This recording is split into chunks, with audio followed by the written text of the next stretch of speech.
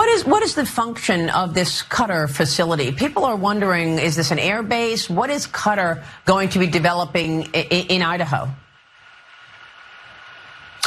Yeah, I saw some reporting about this, Maria. I actually talked to the Secretary of War, Pete Hegseth, this morning. This is largely a fake story. We continue to have, with countries that we work with, we have relationships where, sometimes their pilots work on our bases, sometimes that we train together, sometimes we work together in other ways. The reporting that somehow there's going to be a Qatari base on United States soil, that's just not true. We are continuing to work with a number of our Arab friends to ensure that we are able to enforce this peace, but we're not going to let a foreign country have an actual base on American soil. So there's a bit of misreporting on that, as there often is, as you know, Maria.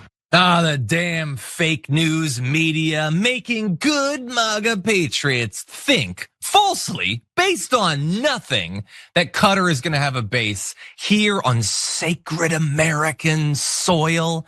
And I was wondering, because I wasn't really paying attention to the news the past few days, what fake news media outlet was it that led people to that false conclusion? Was it CNN?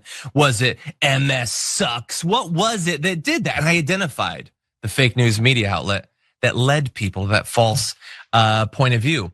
And it was Pete Hegseth, which I imagine is some sort of Substack or something, who said, today we're announcing a letter of acceptance in building a Qatari Emiri Air Force facility at the Mountain Home Air Force Base in Idaho. I mean, that seems pretty clear. He said it was a Qatari Emiri Air Force facility. He wasn't like, hey, some of their pilots are gonna come chill on our totally American buildings or whatever. He said it was a base.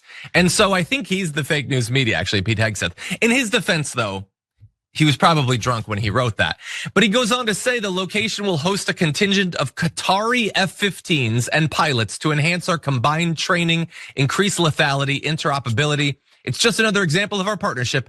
And I hope you know, Your Excellency, that you can count on us. I don't know if he bent.